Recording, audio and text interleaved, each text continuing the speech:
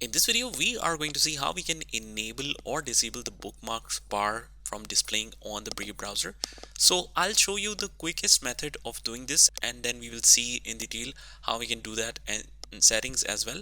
So let's click on these three lines at the top right hand corner and just click on the bookmarks and list down here. Click on show bookmarks and set it to always. This will enable all the bookmarks bar on the Brave browser. But if you want to do this from the settings, just click on the three lines again, click on the settings, and on the appearance you see this option, show bookmarks bar. You can change it to always on, never, and you also want to enable the show tab groups in bookmarks. So make sure you enable this, and then you can see this little 4 style tab groups. You can create multiple of them. So that's how you do it. I hope you found this video helpful, and if you did, hit the like button and subscribe to our channel, and I will see you in the next one.